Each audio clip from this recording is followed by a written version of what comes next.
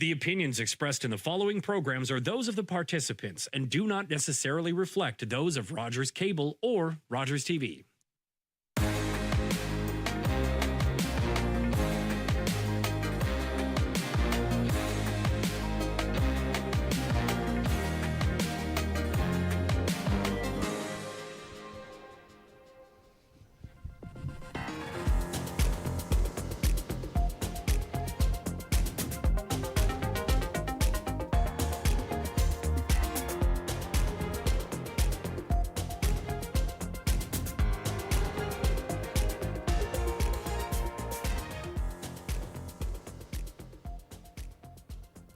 Good evening, everyone, and welcome to tonight's debate, hosted by the Greater Saskatoon Chamber of Commerce. My name is Margot Orr-Stevenson. I'm the Director of Issues and Government Relations at the Chamber, and I'll be your host this evening. We're thrilled to have you all with us as we discuss critical issues affecting businesses and communities across Saskatchewan. Before we begin, I'd like to acknowledge that we are gathered on First Nations Treaty 6 territory and the traditional homeland of the Métis Nation. For generations, Indigenous people were deliberately excluded from participating in our community and economy. As a chamber, we recognize the history and commit to advancing Indigenous economic reconciliation in our city and beyond. I'm pleased to introduce tonight's moderators, two highly respected leaders in our business community. First, we have Sean Moen, co-founder and CEO of 9 Mile Legacy Brewing, a champion of local business and a dedicated advocate for Saskatoon's economic development. Joining him is Shayna Linden, co-founder of Ride YXE Cycle Studio and a long-serving member of the Saskatoon Police Service. Shayna brings a passion for community leadership, equity, and positive change in policing. Together, they will be guiding our conversation this evening. We also have our two candidates today representing their parties. Jeremy Harrison, the Saskatchewan Party candidate for Meadow Lake, has served as MLA for over a decade and most recently held the position of Minister of Trade and Export Development, as well as Minister of Immigration and Career Training. Representing the NDP, we are joined by Matt Love, the candidate for Saskatoon Eastview. Elected in 2020, Mr. Love most recently served as the opposition critic for municipal affairs, tourism, seniors, ethics and democracy, and parks, culture, and sport. We'd like to extend our thanks to both Jeremy Harrison and Matt Love for taking the time to join us tonight and share their party's platforms. As per the Chamber's policy, the parties invited to participate in tonight's debate hold at least one seat in the Legislative Assembly of Saskatchewan, and their affiliated party is consistently polling greater than 10% in media-sponsored public opinion polls. All questions that we have formulated this evening came from feedback from our membership and center around issues related to the business community and our economy. Before we begin, I'll outline the format and rules for tonight's debate. We want to ensure a respectful and engaging conversation on key issues, and the debate will consist of 3 rounds. Round 1 will include issue-based questions from the moderators. The candidate receiving the question will have 2 minutes to respond, followed by a 1-minute rebuttal and their opponent, and a final 30-second response from the initial candidate. Round 2 will be a candidate-to-candidate question period, where the candidates will ask each other questions directly. Each candidate will have 2 minutes to respond, followed by a 1-minute rebuttal from the questioner and a 30 seconds response from the candidate. Round 3, moderators will ask several general questions to both candidates, where each will have 1 minute to respond, followed by closing statements, where each candidate will have 2 minutes to summarize their key points and address our audience. A bell will ring when the allotted speaking time is up for each question. So let's get right into it and begin with round 1. I will turn it over to Sean for the first question. Thanks, Margot. The first question is for the candidate from Saskatoon Eastview, Mr. Love. The NDP has proposed a startup loan program for entrepreneurs for access up to $40,000 to launch and grow their businesses. Mr. Love, how will the program both incentivize repayment and also provide flexibility to avoid the challenges we saw with the CERB pandemic loan program, all while ensuring taxpayers aren't put at risk for default situations? Yeah, thanks for the question, Sean, and thanks for your interest in our economic incentive program. We have to recognize that in Saskatchewan, under Premier Moe, we've seen a reduction in the number of small businesses. We've lost 860 small businesses in Saskatchewan during Scott Moe's time as Premier. And we know the value of small business in our province. Small businesses contribute to our communities, they volunteer at local initiatives, they donate to local needs, and they employ people in our communities across Saskatchewan. So we've come forward with an incentive program in this campaign so that we can provide support to entrepreneurs who want to start a small business in our province. It's a $40,000 loan that will have a rigorous application process to ensure that that's a wise investment to make from the government to a local entrepreneur.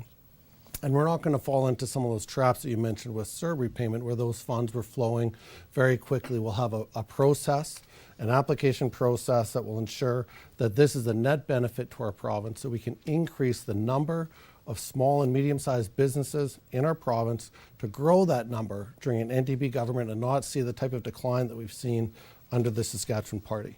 Now, this measure, along with our commitment to keep the small business tax rate at 1% for our 4-year term, shows our commitment to growing small business right here in Saskatchewan. Mr. Harrison, you have 1 minute to reply. Well, firstly, I'd like to say thank you to the Saskatoon Chamber for hosting us here today. This is a great forum, I think, for those who are watching to really take away from this election who is going to be focused on the priorities that matter to them. And for me, small business really is a subject that's near and dear to my heart. My mother has been a small business owner for over 40 years, running a home-based business in my hometown of Meadow Lake. And I know firsthand what incredible commitment that we see from our small business owners, who make up nearly 99% of all businesses that operate here in Saskatchewan. So this has been an area of focus for our government for a number of years. When my colleague Matt his party was last in government, the small business tax rate was 4.5%. We've committed to and have lowered that tax rate over the course of the last number of years, and we're committed to maintaining that tax rate at 1% in perpetuity. We've committed to a permanent reduction, and we look forward to that going forward. Mr. Love, 30 seconds for anything that arose from that reply. Well, Jeremy's correct that the majority of our businesses in Saskatchewan are small business, almost 99%. He's correct about that. But I'll remind him that under the leadership of Scott Moe, we've seen a reduction of 860 small businesses in this province. Small business has not recovered from the pandemic in Saskatchewan. And so we need to ensure that there's supports there so that our small businesses can grow, can multiply to employ people, contribute to Saskatchewan economies and communities. Thank you both.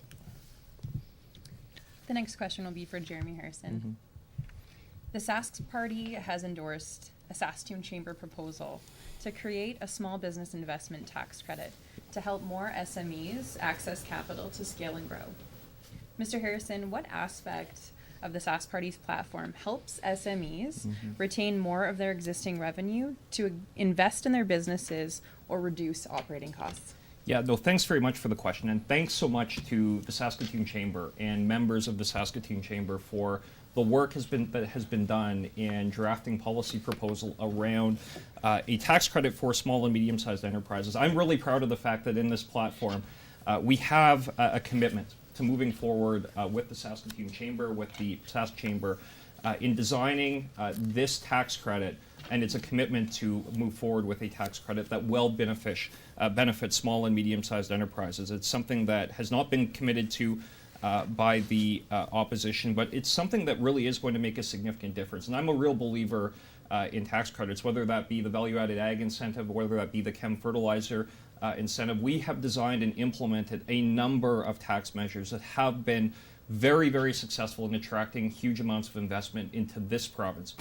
In fact, we have the largest per capita investment in the entire country that is coming into Saskatchewan right now. And that doesn't just happen. That happens with a lot of hard work.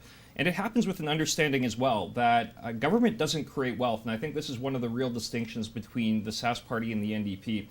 We fully and firmly believe and understand that it is the private sector that creates wealth, that takes risks, that hires staff, that are the ones that really drive our economy forward. Government can either create the conditions for that to be successful, or government can create the conditions for that to not happen. And I think that our records are very clear. Over the course of the last 17 years, we have seen remarkable economic growth here in Saskatchewan to where we're at right now, a population growth of over 250,000 newcomers to this province. We've seen as well the second lowest unemployment rate in the entire country, nearly over 17,000 jobs created actually over the course of the last year. And that doesn't just happen. That happens because government is working with small businesses, with medium-sized enterprises, with large companies to attract that investment and create the conditions for them to be successful. Thank you. Mr. Love, you now have 1 minute to rebut Mr. Harrison's response. Well, I'm going to remind my colleague the capital investment in this province is 55% of what it was in 2014 when we adjust for inflation, which has had a big impact on business in our province and everywhere over the last 10 years.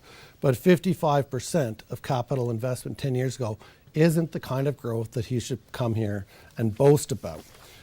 My question for Jeremy today is, knowing that the reduction in small businesses in our province, 860 fewer small businesses today than when Scott Moe became the premier, do you acknowledge the facts that under the leadership of the Saskatchewan Party, we have seen decline in small business?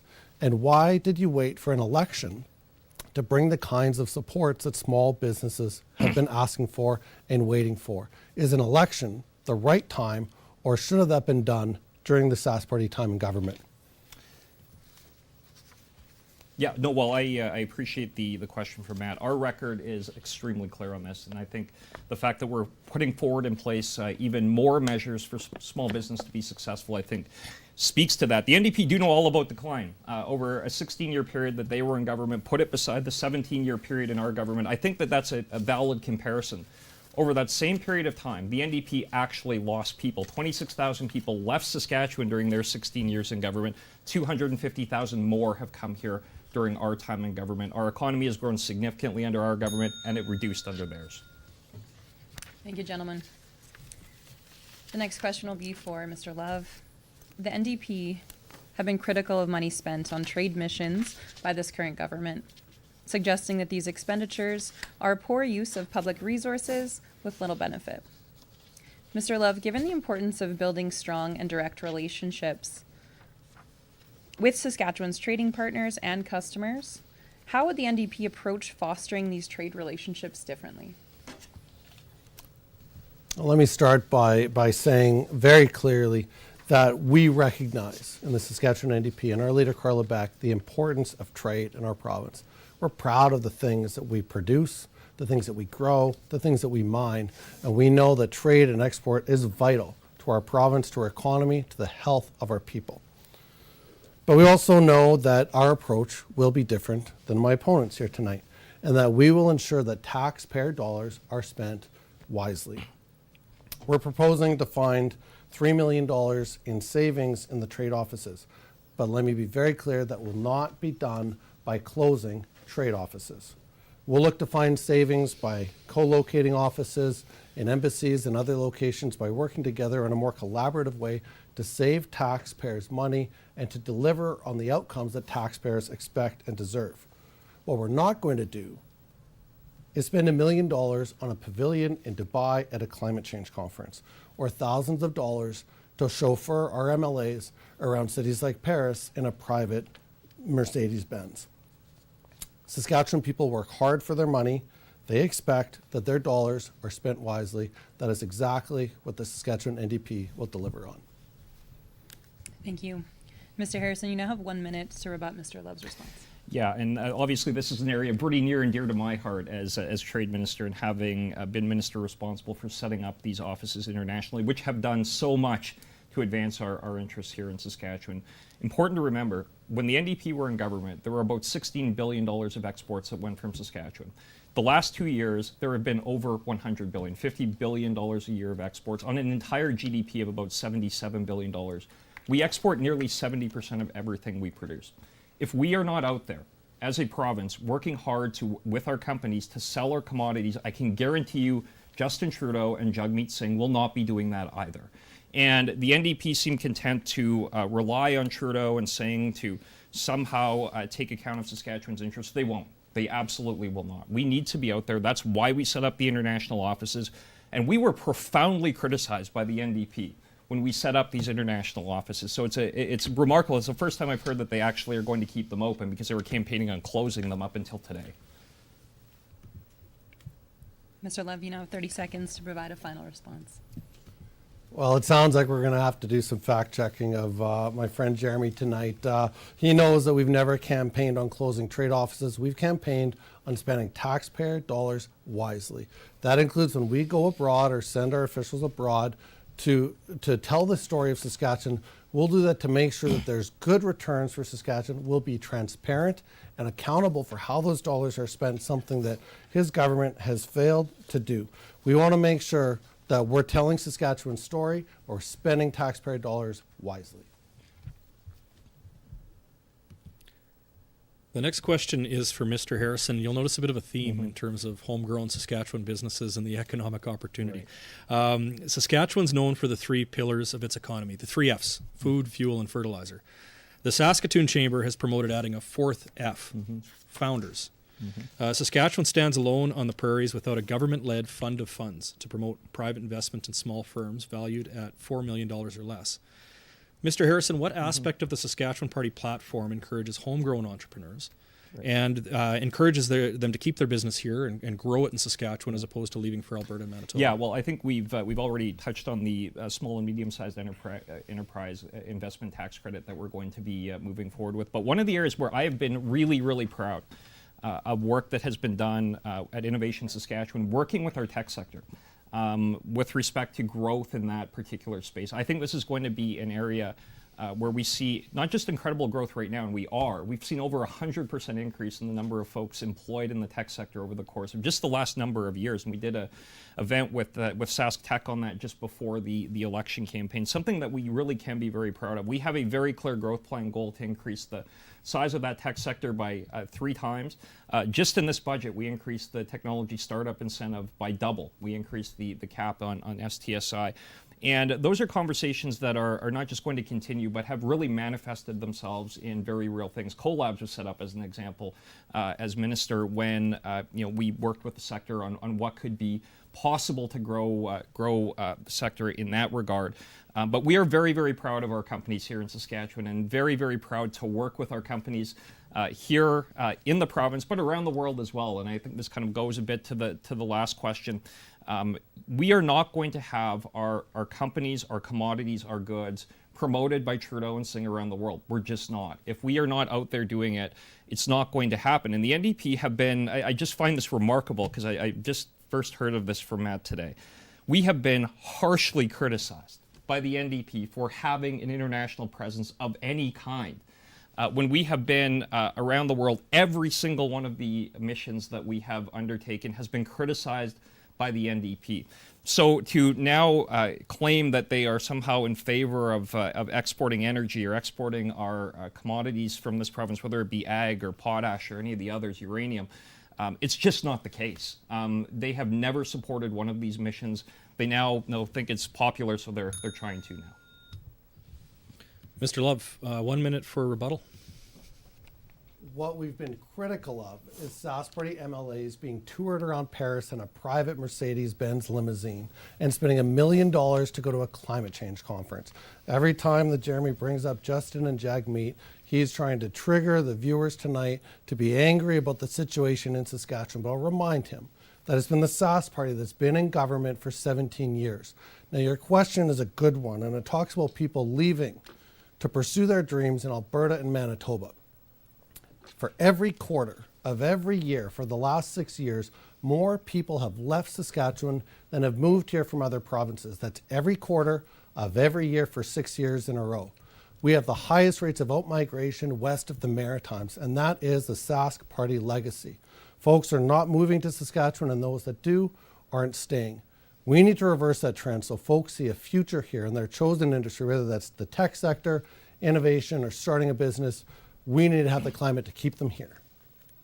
And Mr. Harrison, 30 seconds for a final response. Yeah, I mean, the reality is, and the NDP try and cherry pick data, the reality is that this province has grown remarkably. There have been 250,000 newcomers who have come to Saskatchewan over the course of the last 17 years. During the 16 years of the NDP government, they actually lost people. When I graduated from high school in 1996, the standard gift that was given to graduating students was luggage, because you had to leave Saskatchewan to actually build your future. And that is not the case. And frankly, that's something I'm probably as proud of or more proud of than anything else that has been accomplished over the last 17 years, so that our young people have a wonderful opportunity to make their life here, to build their careers here, and to be successful right here in Saskatchewan. That was never the case under the NDP.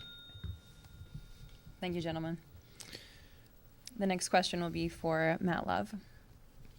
Over the course of this campaign, the NDP has made several significant promises aimed at improving healthcare, education, and affordability. These include promises to hire more healthcare workers, more teachers, and more police officers, and provide relief for households and businesses facing high costs. Mr. Love, can you explain how an NDP government would pay for these promises without increasing personal taxes, increasing taxes and fees on our businesses and industries, or adding to the budget deficit? It's a great question. It really is the question that many voters are asking themselves in this election. Do we in Saskatchewan deserve to be in last place in healthcare in the country? Do we deserve to have the lowest per student funding in the entire country? And can we do better? The answer today, yes, we can. We absolutely can do better. And Carla Beck and the Saskatchewan NDP will deliver on this. We have a plan that's been fully costed. All of our commitments, including a commitment to not raise your taxes, has been developed and signed off by one of the most well-respected economists in our province over the last 30 to 40 years. Mr. Ron Stiles has been the Deputy Minister of Finance. He's been the CEO of SaskTel, the CEO of the Crown Investment Corporation. He's been managing billion-dollar budgets for this province for decades, and he's signed off on our plan. He's signed off on a plan that will not raise your taxes, that will invest in the things that matter to get Saskatchewan out of last place in healthcare and education, and to help grow our economy to afford those key investments. This plan does not include any tax increases. In fact, our plan will lower costs for Saskatchewan families, including taking the PST off of your grocery bill and off of children's clothing. Two key things that are not luxuries, those are necessities. We'll also cut the fuel tax for a 6-month period to save Saskatchewan people money every time they fill their tanks. This plan uses the latest numbers, the first quarter update from the 2023-2024 audited financial statements to forecast revenues and expenses. It's a solid plan, and viewers can learn more on our website at saskndp.ca. Thank you. Mr. Harrison, you now have 1 minute to rebut Mr. Love's response. Yeah, this is actually interesting. The full costing that was done, and I have to point this out, was actually done by one of their staff members. So remarkable, that being the costing authority on any of this. The reality is that there is a massive hole in the NDP budget, to the point where this is really not a serious proposal. $3 billion hole, and I can tell you, having been on Treasury Board for many, many years, you don't just find $3 billion. And there were a number of assumptions that were in their costing document that are just ludicrous. $800 million increase in revenue from what's being projected by the Ministry of Finance right now, including, this is probably my favorite one, a gas tax cut, which Mr. Love referenced, which would cost $260 million. Go to their costing document. They have that accounted for with $62.5 million, which is there's only one option for that. It means that they're cutting the highways budget for the remainder of it. So there are a number of other matters that aren't even costed in their platform, including their health commitment. Thank you. Mr. Love, you now have 30 seconds for your final response. It's pretty rich coming from a Sask Party representative who missed their budget projections by $2 billion last year alone. The fact is that the Sask Party are not good managers of our public finances. We don't have a revenue problem in Saskatchewan. The Sask Party has added PST to everything imaginable. They've made life more expensive. We do not have a revenue problem. We have a management problem. We have a management problem that has led our province to last in the country in healthcare outcomes. The next question, Mr. Harrison, is going to keep with that theme of budgeting. And over the past several years, it's fair to say the managing the provincial finances have been challenging in the sense that there's been difficulty sustaining a balanced provincial budget and paying down provincial debt, even while maintaining and expanding revenue streams such as the PST, into areas such as construction-related labor and services, areas such as the restaurant and entertainment sector. In that context, what should give voters the confidence that the Saskatchewan Party has effectively costed out its own plans and will be strong managers of Saskatchewan's finances and in turn, the economic opportunity ahead of us? No, I appreciate the question. And the budget is costed. I mean, we have about $1 billion increase over the next 4 years, which is entirely manageable and within the projections of the Department of Finance as far as revenue. The last 2 budgets were balanced here in this province as well. Small deficit projected this year. We have the second highest credit rating amongst any of the provinces in Canada. We've retired $2.5 billion in debt over the course of the last year. And I think it's fair to say that rating agencies across the country, around the world, see Saskatchewan as a very, very sustainable jurisdiction from a fiscal perspective. And that's something we've worked hard to get to. And I can tell you this, over the last 17 years sitting in the legislature as well, I have never once heard the NDP stand up and say, you need to get rid of this, that, or the other thing. The only thing that you ever hear from the NDP is you need to spend giant amounts of money more on every single issue of the day. This is not a party that is putting forward a credible platform. This is not a party that is putting forward in any way, shape, or form a credible fiscal framework that has been massively, would run a massive deficit. They would if they were ever to form government, or they would just not undertake or keep any of their commitments. So all of these things are deeply problematic, and to see the commitments made by the NDP are just not responsible. They're not reasonable. They're not sustainable. What we have put forward really is very sustainable: a significant personal income tax cut, a number of other benefits, including the small and medium-sized enterprise investment tax credit. These are things that have been costed out, that are fully accounted for in our platform, that will result in further economic growth. And that is always what our objective is, because economic growth is what pays for all of the other things: healthcare, education, highways. That can only be paid for with a growing economy, and that's what our commitment is. Mr. Love, 1 minute to respond.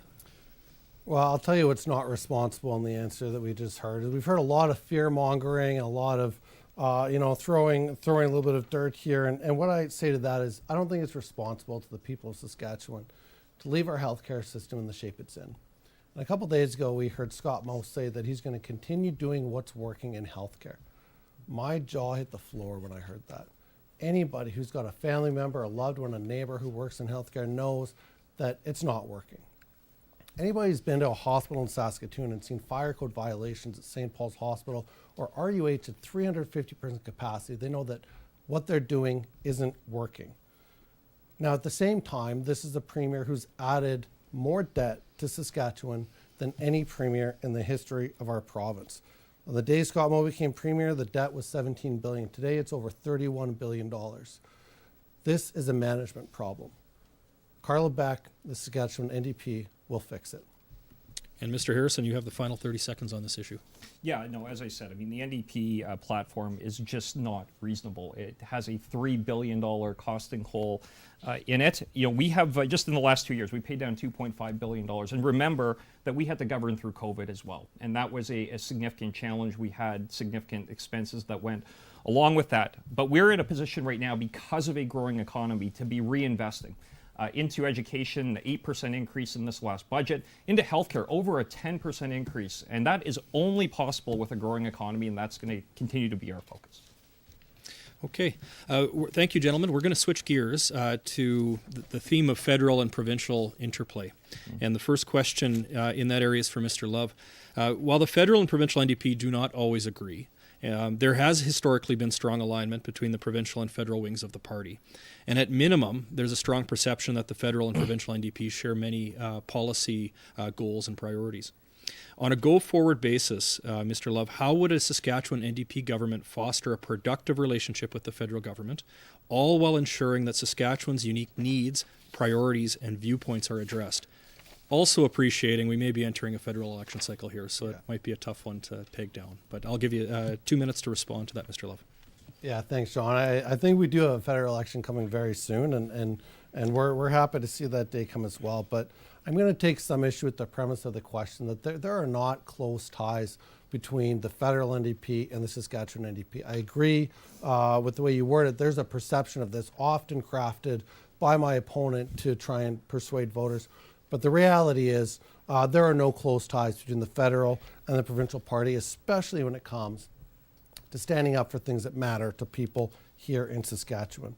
Now, if folks want to know more about that, I would steer them to a letter written by our leader of the Saskatchewan NDP, Carla Beck. She wrote a letter to all three major federal parties with a list of federal issues and laying out our agenda and our hopes for this province. This includes seeking out their assistance on things like healthcare transfers, getting the funds that we need to work on our healthcare system. This includes things like eliminating the carbon tax. It's just not on for the people of Saskatchewan. And that has always been the position of Carla Beck led NDP. It also raises the concerns of a fair equalization formula, something that previous NDP governments were fighting against until Stephen Harper asked the Saskatchewan Party to roll over and give up on that fight.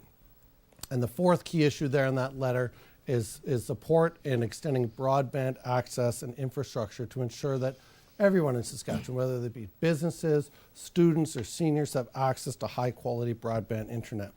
Now, Carla has been clear that she will work with any federal party to get good results for the people of Saskatchewan. She's also the kind of leader that will stand up to any federal party when they're not delivering the things that Saskatchewan people need and deserve. That's our position. I encourage viewers to check out that letter and see if you agree with our agenda of working with anybody in Ottawa to deliver for our province. Okay, and Mr. Harrison, you now have 1 minute to rebut. Yeah, Mr. I hardly know where to start on that one, but I will start here. Federal election can't come soon enough, and I can tell you who I will be supporting, who is Pierre Poilievre. As leader of the Conservative Party to become Prime Minister. Pierre, friend of mine since we've been teenagers. He will be a wonderful Prime Minister. Rookie MPs together over 20 years ago. I will be voting Tory. I'd be very interested to know who Matt's going to be voting for, because I'm fairly certain it will be either Jagmeet Singh or Justin Trudeau. So to say that the NDP provincially are not the same, they are the same party. They're legally the same entity. They have the exact same support base. They have the same folks knocking on doors for Matt are going to be knocking on doors for Jagmeet Singh. There is no question about it. They are the same party. And as far as a record of standing up to the government, federal government, I will put our record of fighting for this province against the NDPs any day of the week. We have been fighting the carbon tax from day one when they were demanding that we sign up with Justin Trudeau's carbon tax every single day in the legislature, demanding that we sign up with Justin Trudeau. We stood against it. Now they're coming around. Mr. Love, final 30 seconds on this question. I'll remind Jeremy that he was there and I was there when every member of the Assembly voted to end the carbon tax on home heating in Saskatchewan. That was a unanimous vote.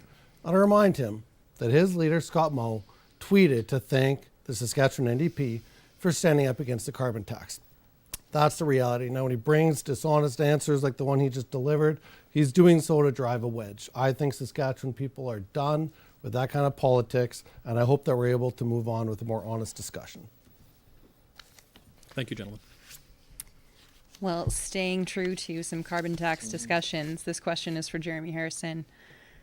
We know that there has been significant tensions between Saskatchewan and Ottawa on issues like the carbon tax.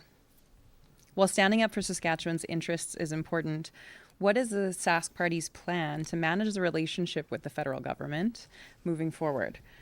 So, Mr. Harrison, specifically, how would a re-elected Sask Party defend the interests of our province while also building bridges with Ottawa to secure investment and opportunities for businesses and communities?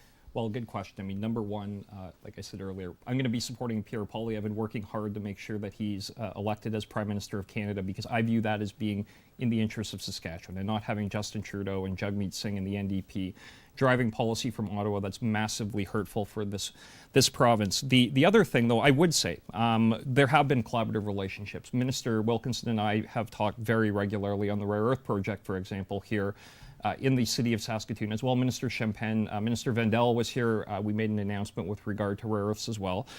There are areas where there is room for significant collaboration, and critical minerals and rare earths has been a really good example in what we're doing at the Saskatchewan Research Council to build a brand new rare earth industry, which I would say the NDP voted against, by the way, as well.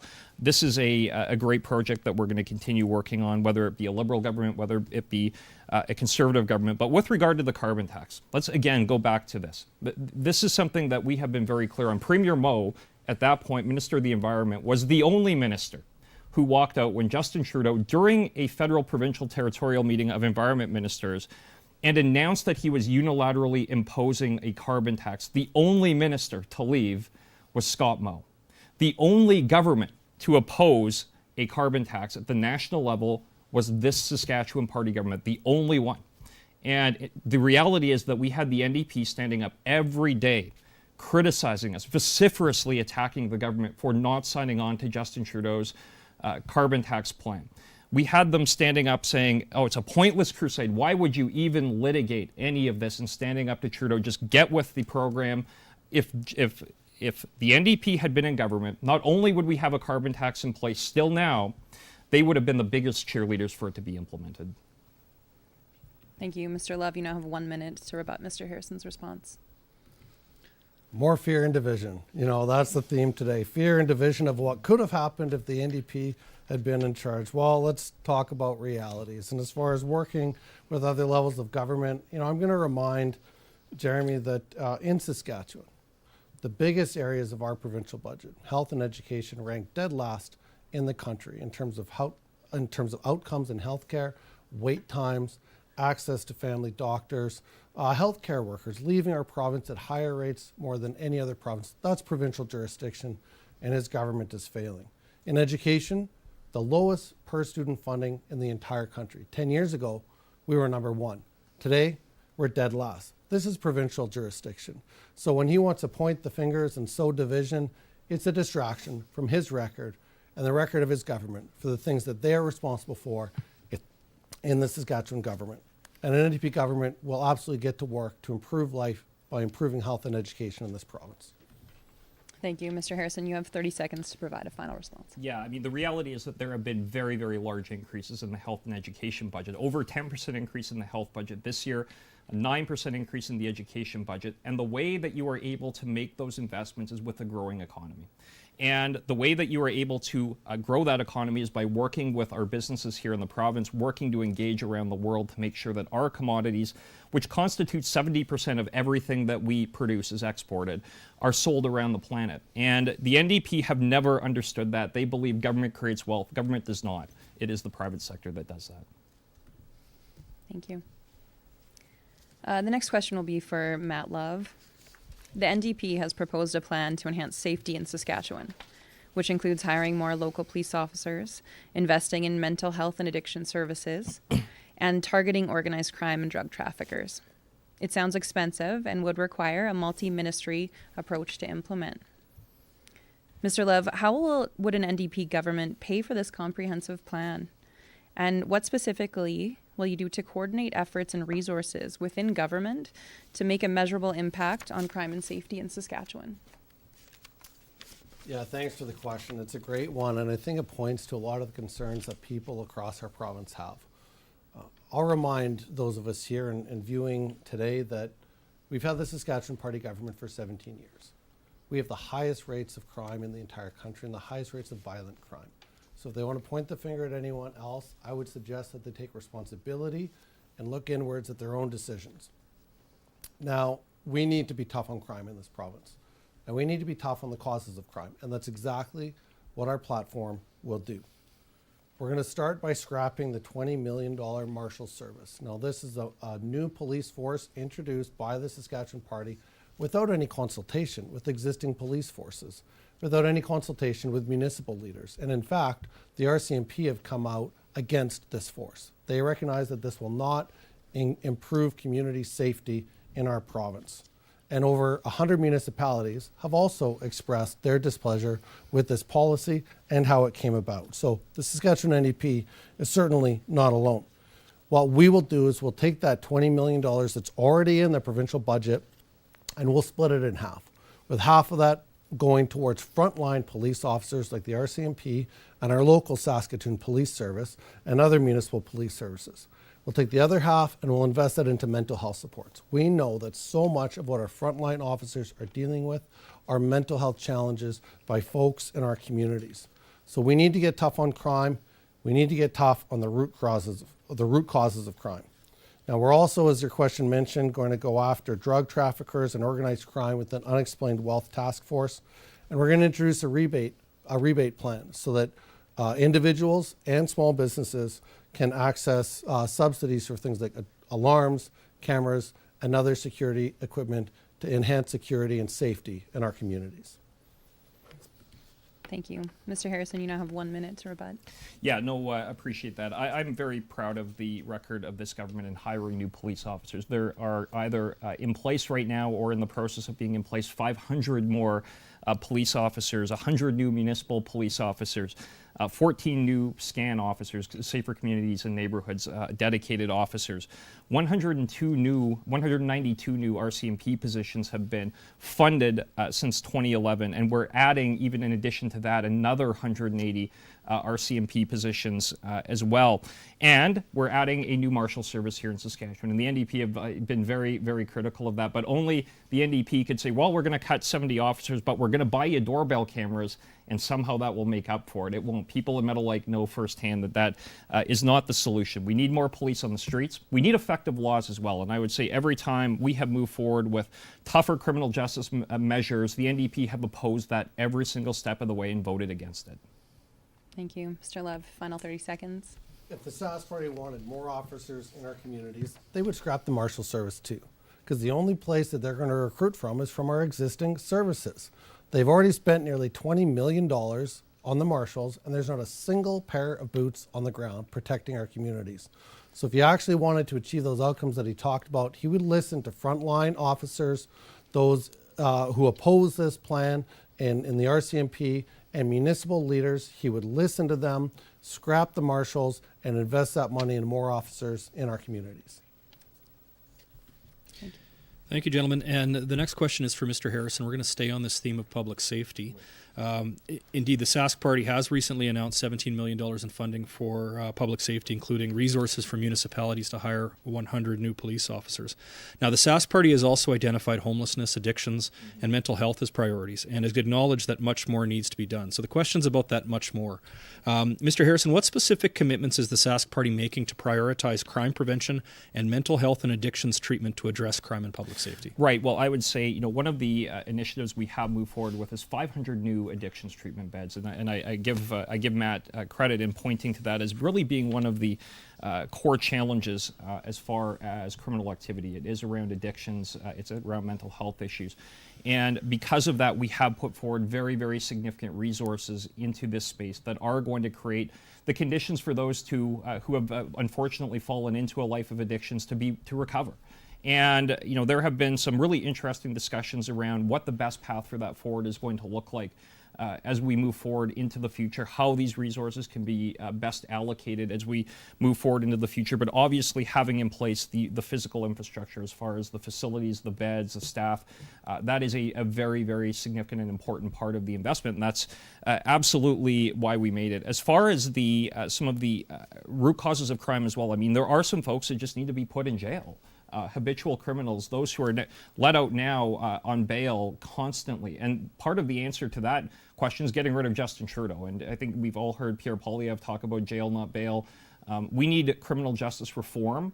We need those who are habitual criminals who are arrested 30 or 40 times in a week to actually not be back out on the street again in a couple of days. And I'll tell you who has been the biggest supporter of the bail provisions has been the NDP, who have consistently supported Justin Trudeau, have kept Justin Trudeau in power, but who have enthusiastically supported the criminal justice changes that were made from the time period of the Harper government to the Trudeau-Singh government that have really put a lot more criminals onto the street, not in jail. We need to change those criminal laws to make sure that those who are committing crimes are punished accordingly.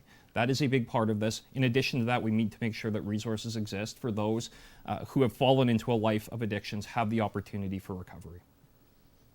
Mr. Love, 1 minute in reply. Well, it sounds like Jeremy might want to go back to his old job of being a federal MP because he wants to talk as much as he can today about federal issues. But here in Saskatchewan, after 17 years of the Saskatchewan Party, we have the highest crime rates in the country and the highest violent crime rates in the entire country. We need the kind of leadership that will not pass the buck, blame other people, point fingers here or there, but take responsibility for a situation and get to work to make the situation better. I haven't heard that yet from my colleague today. After 17 years, They don't seem to have a lot of new ideas of what we need to do. And the ones that they do have, they came out with right before the election was called. So my question to my colleague here today, why did you wait for an election to talk about reducing crime rates and actually face the record that the Saskatchewan Party has developed here of having the highest crime rates in the whole country? Why wait till now to start talking about this? And Mr. Harrison, 30 seconds. Yeah, well, look, adding 500 police officers to the NDP might say, well, that's just happening now. It's not happening now. We've added 190 additional RCMP officers over the last number of years, and they voted against it. They voted against it every single opportunity that they had. We've added new provisions within the Safer Communities and Neighborhood Act, for example. They voted against that. Their approach has always been to hug a thug. That is not our approach. We need to put these folks in jail who need to be in jail and into a recovery bed who can be in a recovery bed. Okay, thank you, gentlemen. We're going to shift to our last theme of the prepared questions, and it relates to economic participation. Mr. Love, you're first up with the first question. A growing Saskatchewan economy can create generational opportunity. It also creates a huge demand for skilled labor, services, and capacity building in communities that traditionally have had lower rates of economic inclusion and participation. And this opportunity is particularly evident in the context of economic reconciliation with Saskatchewan's Indigenous communities. Mr. Love, what specific action plans does your party have to increase the inclusion and participation of such communities and thereby increase the economic opportunity that's available to all Saskatchewan residents? Yeah, you folks have come up with some excellent questions today, and I have some special appreciation for this question because it comes at a time in our province, in our country, when we're asking questions about what truth and reconciliation means. The Saskatchewan NDP absolutely believes that that includes economic reconciliation. We need to ensure full participation of Indigenous people in Saskatchewan in our economy to ensure that our economy is growing and that we have folks able to meet the needs in our workforce. And this really starts with education. Education is the key. We know in Saskatchewan, on-time graduation rates for First Nations and Métis kids are far less than everyone else. It's a difference of 62% versus 93%. So we're failing young Indigenous students in this province, and that's where it's going to start, where we will start to provide some solutions.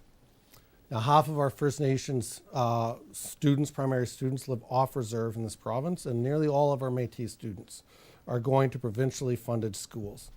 So we have a plan to invest $2 billion into our education system. And if that sounds like a lot of money, it is. And that's how much we've seen cut on a per student basis during Scott Moe's time as Premier. And our schools are feeling those cuts.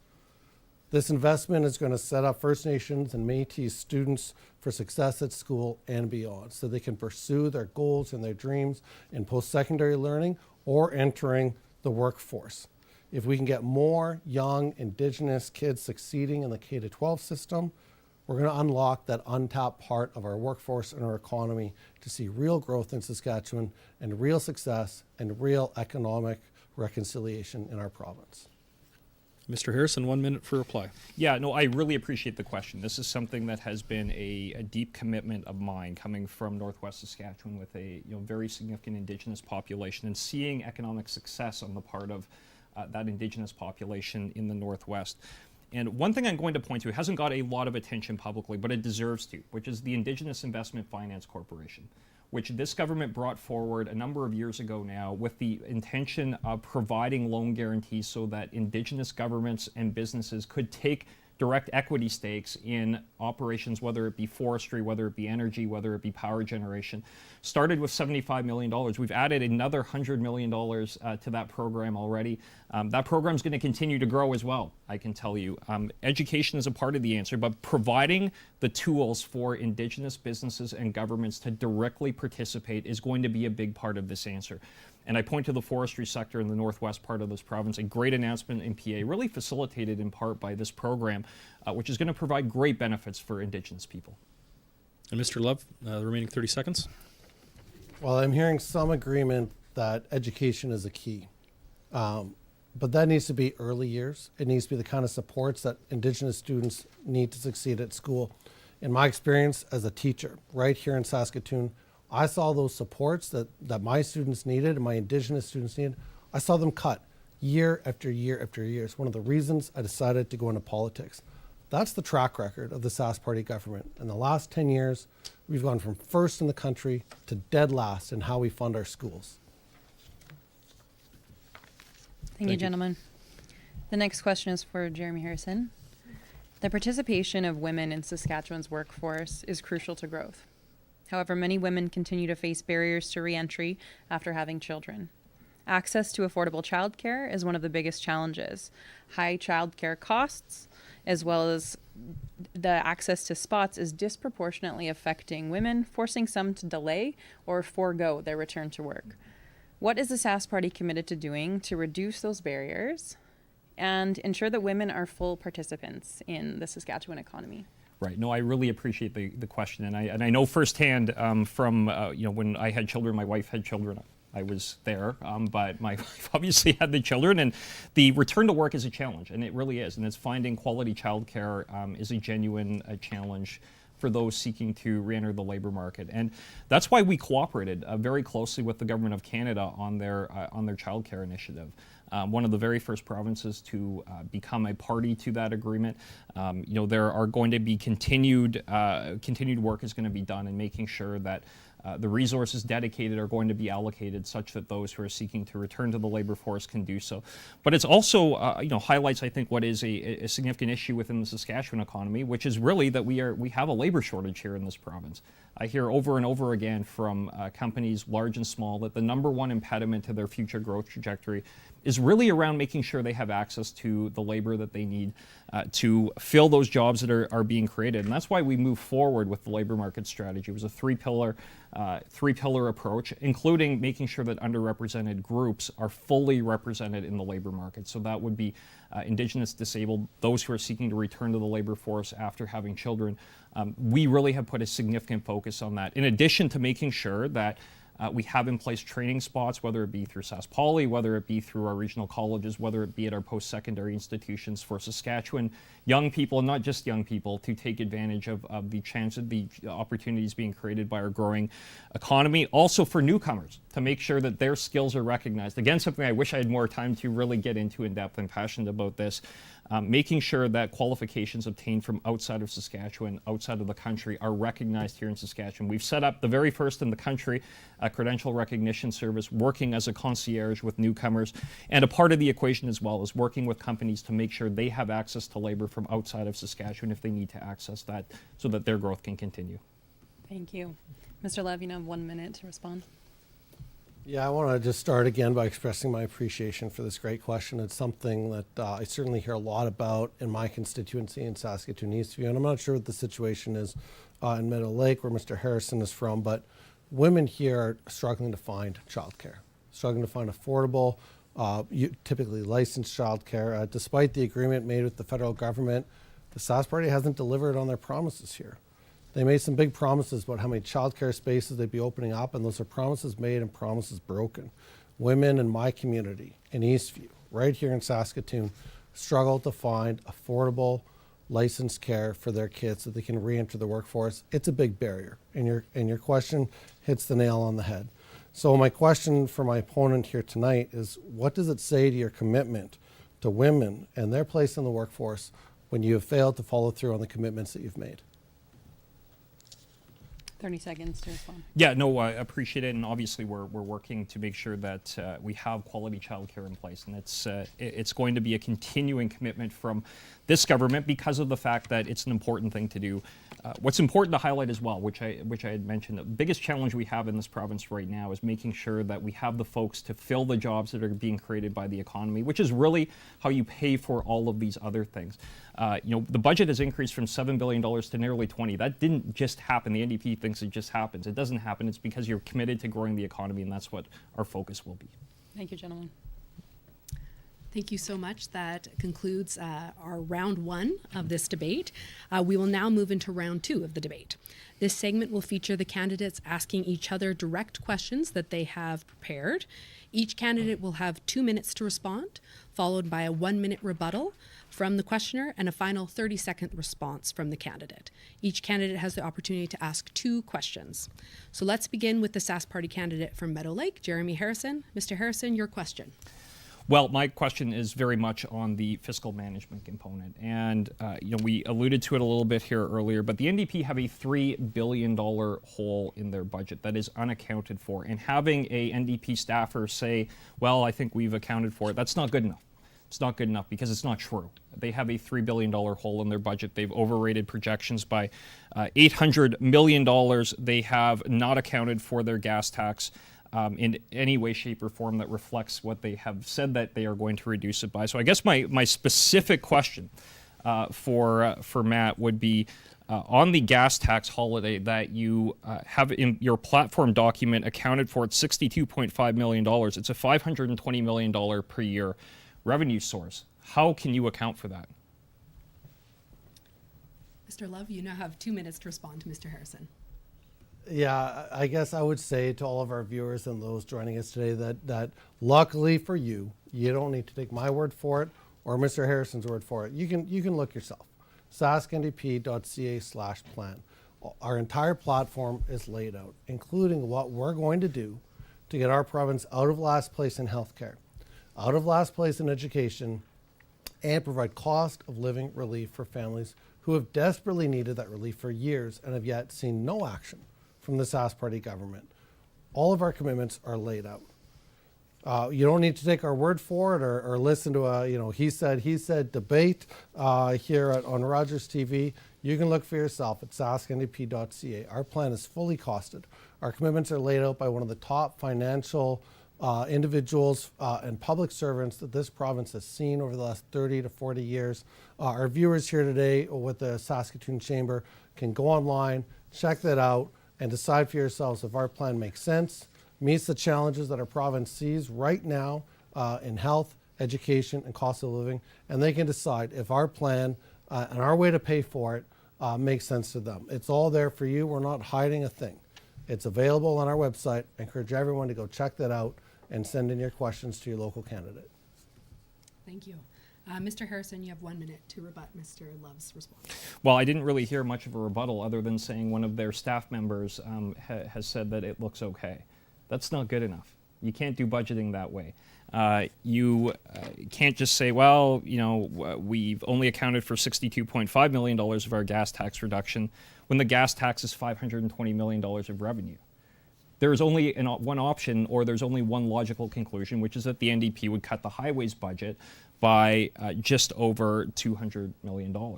That's the only logical explanation.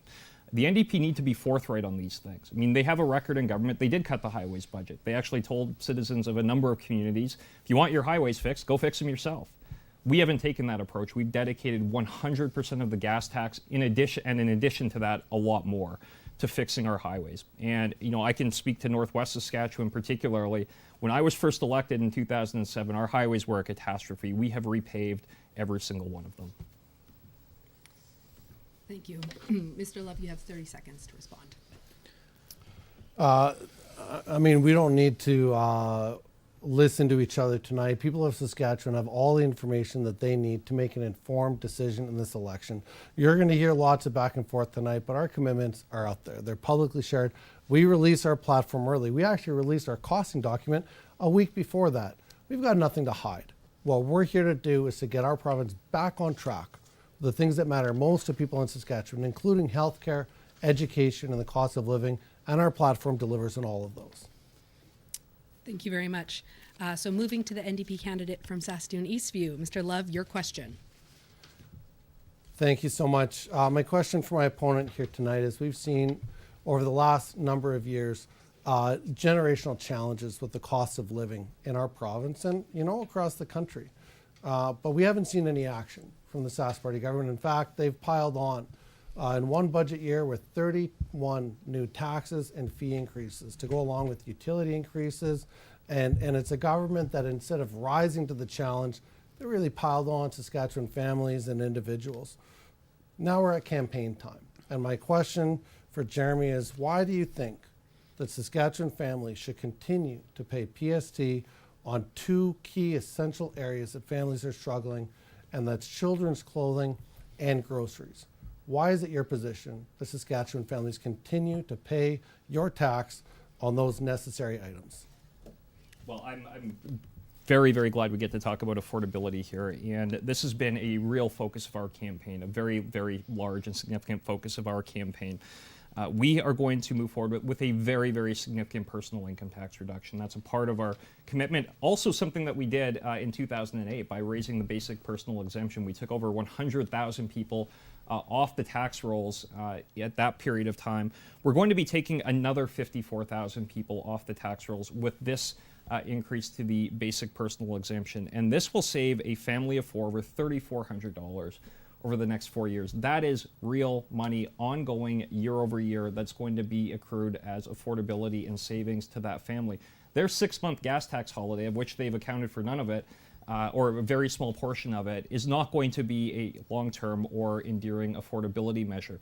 I would point as well to an initiative that we undertook just a couple of years ago, or maybe even less than a couple of years ago, a $500 affordability check for every individual here in this province. That was really a result of the fact that we were in a position to provide that affordability relief.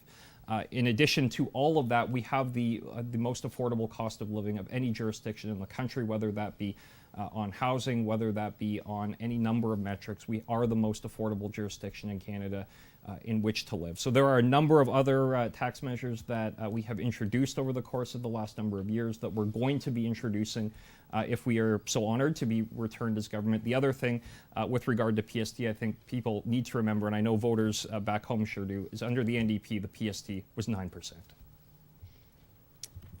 Thank you. Mr. Love, you have 1 minute.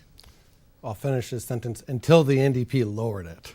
Now, the question here to my colleague is really this: why wait for election time to offer cost of living? He just referenced it himself. He gave you the whole history there. They offered $500 affordability checks a couple weeks before a by-election that they desperately wanted to win. They didn't help people when they were struggling. They helped you out when it was good for them. When they were looking out for themselves, they sent out $500 checks right before a by-election. They ended up getting trounced. And then here they are in a provincial election. They could have offered support any time over the last 4 years, and they held back until it was advantageous for themselves. They're not worried about your bottom line. They're not worried about families in Saskatchewan. They're trying to protect their own jobs and their own seats in the Assembly.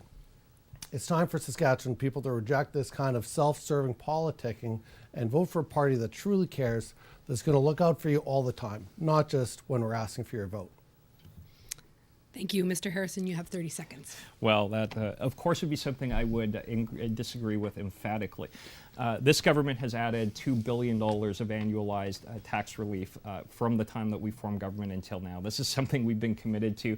This is part of the reason why I'm in public life, frankly, is that we lower the tax burden for families and individuals so that they can be successful. So whether that be the graduate retention program, which we introduced, a $20,000 GRP, graduate retention program, that has benefited literally tens of thousands of young people and incentivized them to stay here in Saskatchewan.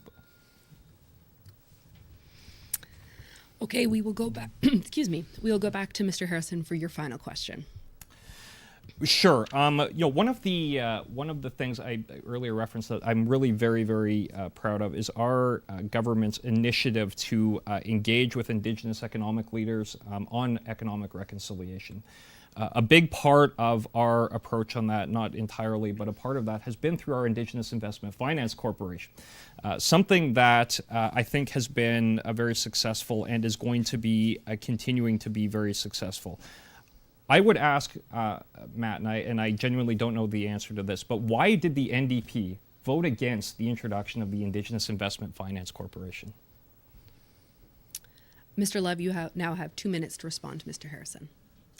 You know, as far as the historical record that Mr. Harrison is bringing up, I'll give him the most honest answer that I can. I don't know. I wasn't there for that. What I do know is that under the leadership of Carla Beck, the Saskatchewan NDP knows that if we need to afford the kind of, if we want to afford the kind of investments we need to make in this province to get Saskatchewan out of last place in healthcare, out of last place in education, and provide cost of living relief for Saskatchewan families, we need to make sure that there's full inclusion in our economy. That includes Indigenous success and inclusion. That includes economic reconciliation.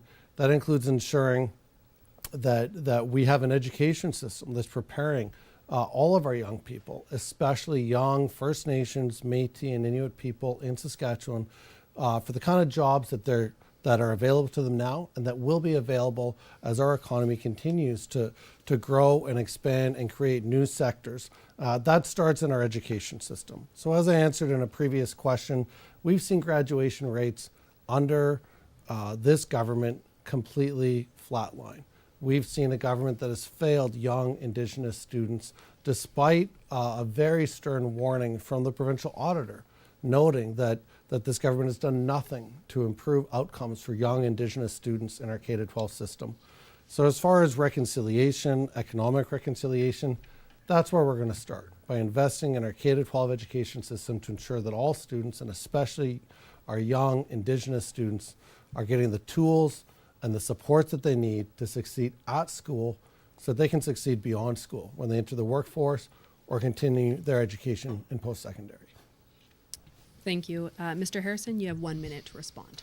Well, I would just say, kind of with regard to the general economic question, I am really very, very proud of the record that our government has put forward. A record of growth, a record of optimism, a record that shows really a vision for our future. We've grown the population of this province by 250,000. You listen to the NDP, they would somehow concoct a scenario where we've lost people. That is entirely not true. We've grown the population by 250,000. Over 100,000 jobs have been created in Saskatchewan during the time that we have had the honor of being government. Over that very same period of time that the NDP were in government, they lost jobs. They lost people. Young people had to leave this province to find opportunity. And that is something that has changed. I know my kids who are 15 and 13 now are going to have a remarkable chance to make their life right here in Saskatchewan, which is a life a lot of my colleagues, my friends, when I graduated from Meadow Lake Carpenter High School, didn't have that same opportunity to make. So that's why I'm doing this. I think that's why Premier Moe is doing this. That's why our government are continuing to create these conditions for success. Thank you. And Mr. Love, back to you for a 30-second response. Well, again, in that response, we heard a lot of platitudes. Platitudes about people leaving the province without addressing the fact. Statistics Canada, every quarter of every year for 6 years in a row, more people have left than have moved here from other provinces. Yes, our population is increasing due to international immigration, and that's very important for our province to continue to grow. But the fact is, young people are leaving our province today. Let's keep the focus on what's happening right now in Saskatchewan and build a province that's going to give those people hope and a reason to stay. Thank you. And finally, we'll go back to Mr. Love for his final question. Thanks, Margot, and thanks again for the very insightful questions and time here today. My question for Jeremy is this: We've talked in this campaign about the need to hire Saskatchewan, to support local businesses in Saskatchewan, and yet the Sask Party government took a local business, a member of the Greater Saskatoon Chamber of Commerce, removed their contract, and gave it to a company from Newport Beach, California. I'm talking about Surecom Industries. So my question to Jeremy today is, why did you take away the contract and good local jobs from a company right here in Saskatoon and send that contract and those jobs to California? You have 2 minutes to respond. Right. Mr. No, Harrison. thanks, Margot. And I appreciate the questions as well. I think this has been a very informative forum. And, with regard to Saskatchewan companies have had remarkable opportunities here in this province over the course of the last 17 years. And we've really made every effort to ensure that Saskatchewan companies can be successful, and they have been. We've seen tremendous growth on the part of a number of different industries here in this province. The economy of this province has grown remarkably over the course of the last number of years, and that has been our focus all the way along. And just kind of to some very specific elements of Mr. Love's question, and he referenced their Hire Saskatchewan plan. I can tell you right now that the plan that they put forward is contrary to every single trade agreement that has been entered into in this country. Every single one of them, the Canadian Free Trade Agreement being the most recent one, which was signed off on, by the way, by NDP Alberta at that time. So, their plan is, again, not realistic, not thought through. I think not well understood what the implications are.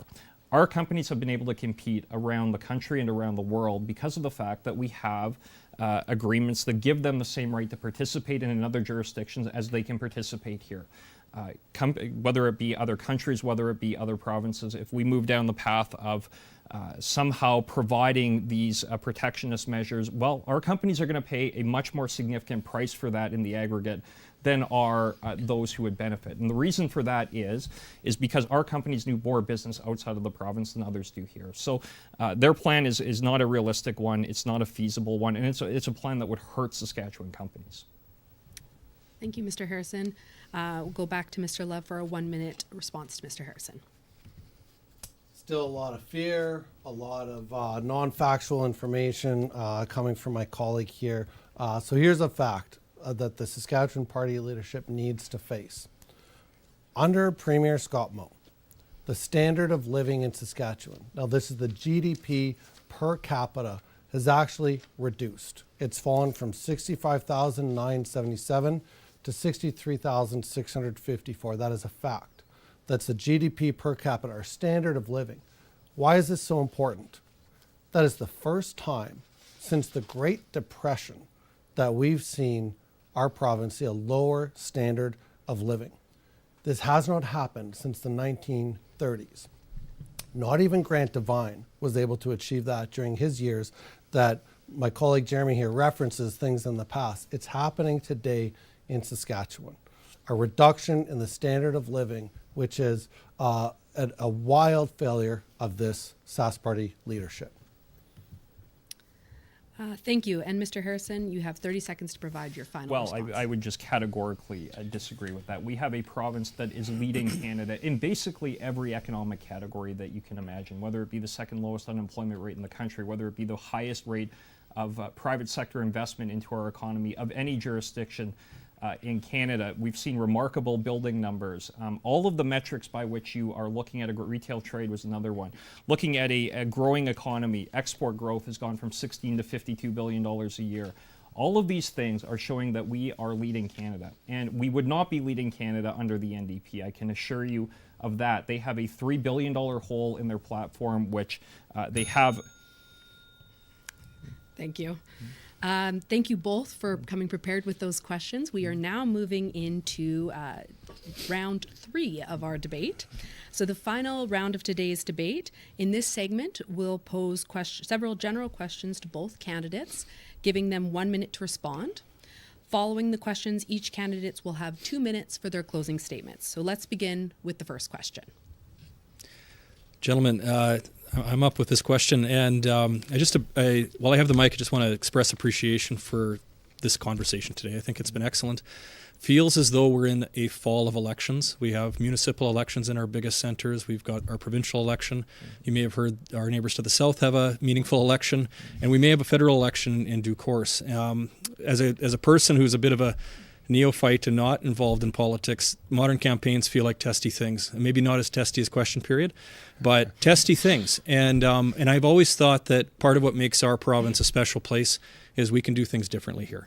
So my question to you, it's an opportunity to talk to Saskatchewan voters and explain to them at least one positive attribute of your opponent opposite. You can say more than one, but at least one positive attribute as to your opponent. Mr. Love, I believe, is first. Okay. I'm going to use the whole clock on this one. Okay. My opponent here today, Jeremy Harrison, he's given, I think, nearly 20 years of public service to our province and to our country as an elected official. Folks, this isn't an easy job to do, especially to raise a family, to raise kids during this time through a pandemic. This is not easy work. I've been here for 4 years, so I've got a lot of respect for his career of service. There's also a few things in their platform that I want to point out where we find agreement. The first one is keeping the small business tax rate at 1%. That was one of our first commitment that we made in this, and it's nice to see that there's agreement on that as well. Working in the Saskatchewan Party, talk about delivering support for folks who want to start a family but can't afford to do it through IVF treatments. We've been calling for that for years. I think that's a good move on their part. And the final one, as critic for seniors, I've called for increasing the personal care home benefits that low-income seniors can afford personal care in our province. It's nice to see the Saskatchewan Party talk about increasing that as well. Thank you, Mr. Love. Mr. Harrison. Yeah, I'll probably take the whole clock here as well. But I want to reiterate or reciprocate with Matt. Thank you for your service, Matt. I appreciate it. And, for folks who watch at home, they might only see question period, or they might only see, so even a debate like this. Matt and I actually like each other. And we might not agree on everything, and we're prepared to have, a vigorous exchange of views on different matters. But I would say this actually is how Saskatchewan is a bit different, in that we have members who work together, we get to know each other, we spend a lot of time together. I would point to members who I've worked really closely with on your side, Matt, as well, like Nicole Psar and Vicky Mowat, as in the House leadership, and Warren McCall, who I worked with for many, many years, who's chief of staff, for those who don't know, to Carla Beck. These are folks who have a heart for service, and I appreciate that very much. And the things that you always see on TV aren't necessarily how it always actually works behind the scenes. So I say thanks to my colleagues for that. Thank you. Thanks for both of those thoughtful answers, gentlemen. If elected, paint a picture of what Saskatchewan will look like at the end of your term. And Mr. Harrison, I'll ask that you go first. Right. Well, I think folks don't have to imagine it. We have a growth plan out to 2030. And one of the things we have really tried to do in government is make sure that our objectives are very, very clear for the electorate. This is our second growth plan that we've been privileged to introduce, this going out to 2030, which really sets some very clear targets as far as export totals, as far as job growth, as far as population growth. Those are continuing to be our North Star as government. They're going to be that North Star because that really is how you're able to pay for all of the other things. And that's why we've been able to build dozens of new schools. That's why we've been able to build or renovate dozens of hospitals here in the province. It's how we've paved or repaved tens of thousands of kilometers of highways. This revenue doesn't just materialize. It doesn't just happen. You don't grow the economy from the heart outwards. You actually have to work very hard at that, and you do that by working with organizations like the Sask Chamber, with the Saskatoon, Regina, and Saskatchewan chambers. That's how you grow an economy, by putting in place policies that make it possible. Thank you. Mr. Love, same question. Yeah, thanks so much for this question and for this debate here today. After 4 years of NDP government, led by Premier Carla Beck, we will make real change in the things that matter most to people in Saskatchewan. Our healthcare system today is last place in the country. Folks here wait twice the amount of time for key surgeries like hip and knee replacements than they do in the rest of Canada. We've lost more healthcare workers here than any other province. And we don't have to tell people this because they're telling us on the doorstep. Our healthcare system is in crisis. We hear it all the time from nurses, and they have been begging this government for an ear and a seat at the table, and this government has failed to listen. We're listening. We're going to get to work and fix our healthcare system. We're also going to fix education. We're going to reverse the cuts that we've seen under Scott Moe.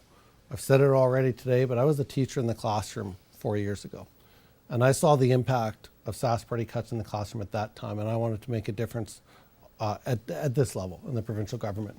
There's a lot of work to do because this year in Saskatchewan schools, our students are in last place. Thank you, gentlemen. Thank you so much.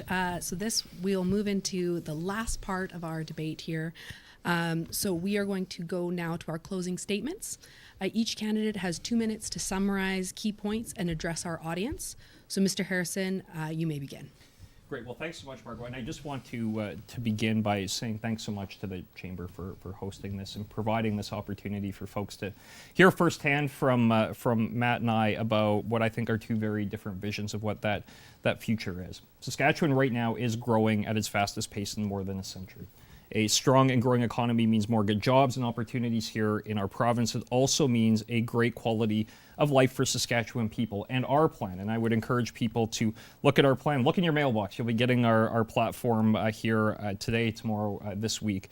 We have a plan for a strong economy that will ensure Saskatchewan continues to grow. We have a plan for a growing province that will continue to keep investing in healthcare and education. 10% in healthcare this year, 9% in education as well, and other important programs and services, many of which we've had the opportunity to speak to ensure everyone in our province enjoys a great quality of life. We have a plan for building Saskatchewan that will focus on hospitals, on schools, on highways, on other important capital projects that a growing province needs. And we have a plan of keeping life affordable that will reduce taxes, put more money back in your pocket, and ensure Saskatchewan continues to be the most affordable place of any jurisdiction in Canada in which to live. And I can tell you as well, we're going to continue to stand up for this province, whether that be Justin Trudeau and Jagmeet Singh carbon tax, whether that be all of the other anti-energy, anti-pipeline policies that have been put in place, supported by the NDP. We will stand up for this province every single day of the week. Our plan will keep our economy strong, our future bright. Thank you very much. Thank you, and over to Mr. Love. Yeah, thanks so much. And I'll express my gratitude as well for the excellent questions here, the collegial debate, the questions from our esteemed moderators. It's been a good discussion to have. I think it's so important because when we look at the state of our province, it's time for change. People deserve better than last place. It's time for change to get our healthcare system out of last place. It's time for change to fund our schools as better than last in the entire country. We've seen these concerns aired out over the last couple of years by nurses and teachers. And to the people watching at home, I say, when the NDP puts up a billboard about teachers or nurses, it'll be to say thank you. We're going to bring a collaborative approach to find solutions to the things that matter most, which includes working with nurses, working with teachers, working with small business owners to make sure that we're growing the number of small businesses in Saskatchewan, not reducing them like we've seen under the years of Scott Moe. We have a plan to bring relief for Saskatchewan families struggling to pay the bills faster than my opponent's plan. We're going to get it done by Christmas time if we're elected. Folks, it's time for change. It's time for a government that gets it. It's time for a government that cares and is going to bring you the support when it's good for you, not when it's good for us. It's time for a government that cares about the people, whether they're in a hospital or in a classroom or in a care home or trying to start a business in this province to contribute back into the communities where we're all from. On October 28th, we're asking Saskatchewan people to vote for that change, to vote for something better than last place, and to vote for Carla Beck and the Saskatchewan NDP, because we will deliver on that change. Thank you so much. I want to give a very heartfelt thank you to both our candidates for participating today. It is greatly appreciated. Really enjoyed the conversation and the dialogue, so thank you. I'd also like to extend a thank you so much to our moderators, Sean Moen and Shayna Linden, for expertly guiding our conversation today, so thank you very much. And finally, thank you to all of you for joining us and engaging in this important conversation. We hope tonight's debate has provided valuable insights into the visions and policies of each candidate and party. And if you've missed or want to play back any parts of the debate, you'll be able to watch it in full recording on our social media channels up until the actual election. So as a final reminder, don't forget to head to the polls on October 28th. Your vote is vital in shaping our future of our province and our economy. On behalf of the Greater Saskatoon Chamber of Commerce, thank you very much.